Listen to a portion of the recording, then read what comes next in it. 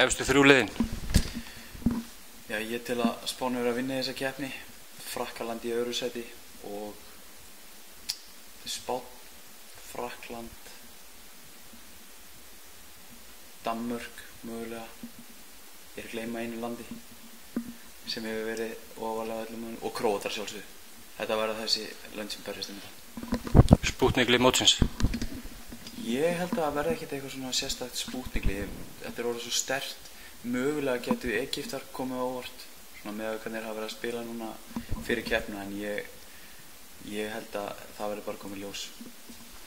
Mestu vonbrigðin? Mestu vonbrigðin? Ég veit að ég held að eitthvað af þessum austatjánslöndum muni skíti í heyið í þetta skipti. Makedónía, Serbar, eitthvað af þessum löndum. Þau eru svo brothætt, ef þau eru ekki heimavillir þá eru þau ekkert sérstaklega sterk, þannig að ég held að það verði svona, þeir verði kannski ofmetnir en muni spila mjög illa. Hversu langt fara strákarnir okkar? Ég held að þeir komið svona miðað við liðið, nýja þjálfara, áherslubbreytingar, 4 nýliðar. Ég held að væri ásættanlegt að komast í 8 liða úrslit og svo bara sjá til hvað hægt að komast eftir það. Markahæsti leikmaður mótsins? Ég held að það verði Kirill Lazarov í Makedóníu. Ef þeir komast eitthvað áfram þá, ég eins og ég spáði, það verður eitthvað af þessum liðum sem komast ekki upp úr riðlinum, en annars verður Hansen mjög líklega óvarlega á blaði. Svo erum við með Guðjón var líka rosalega að segja hann markaskorar, þannig að þetta eru kannski þessi 3. Áhugaverður leikmaður til að fylgjast með? Já, sko, ég er nú bara svona aðalega spenntur fyrir íslenska liðinu. Eftir þessa leiki sem ég sá hérna móti Túnis í Laugardalshöllinni, þá finnst mér íslenska liði vera gjörsamlega breytt lið og skemmtilegt, og ég held að einhver af ungu leikmönnum okkar verði kannski að gera sem gerir gott mót og mögulega að fá stóran samning úti. Besti leikmaður mótsins? Það er erfitt að spá þessu alveg frá núlli, en þetta er alltaf sömu leikmenni. Frakkar eru með nokkra gríðarlega sterka. Ég veit nú ekki hvort að Karabatic verði með þeim, en þetta eru burðarásanir í slóvenska liðinu, miðjumaðurinn hjá þeim og annars held ég að markmaðurinn hjá Frokkum, Ómægir, muni taka þetta mót og fara með þeim allavega.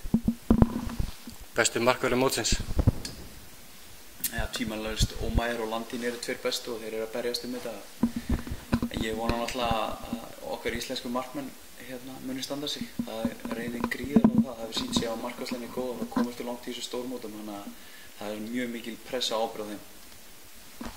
Hvað finnst þér að ekki séu lengur millirir, heldur þau farið beint í úrslitakeppni eftir riðlakeppni? Ég held að í sjálfu sér skipti það ekki máli. Ég meðan þetta gengur jafnt yfir alla. Það er alveg sama úr hvaða riðli. Ég meina allir riðlar eru erfiðir. En það eru yfirleitt 2 léleg lið í öllum riðlum. Svona þegar maður lítur fyrst yfir þetta. Maður veit svo sem ekki þegar kemur á móti hvernig liðin er undirbúin, hvernig hvar þau eru í rauninni í ferlinu. Þannig að ég held að það skipti voðalega litlu máli þó að þetta breytist, þetta fyrirkomulag. Hvað mun koma mest á óvart? Ég er bara að vona að Ísland koma sjálfsög óvart og að því nú er kannski fyrsta skipti. Við erum ekki með Pettersson, við erum ekki með Óla Steff, við erum með marga nýja. Það er ekki vænst mikils á okkur. En ég held við getum orðið svona lið sem að hinn löndin vanmetir svolítið þegar vantar svona sterka pósta, og við getum mögulega að borða spútningliði, sko. Aron Pálmarsson versus Mikael Hansen? Já, 2 frábær leikmenn. Mikael Hansen svona fyrir eitthvað sem skytta og Aron sem miðjumaður, en svona bera á saman náttúrulega kannski ekki alveg hægt, en þeir eru náttúrulega að spila á mjög háan standard og það verður fróðlegt að fylgjast með þeim í þessu móti.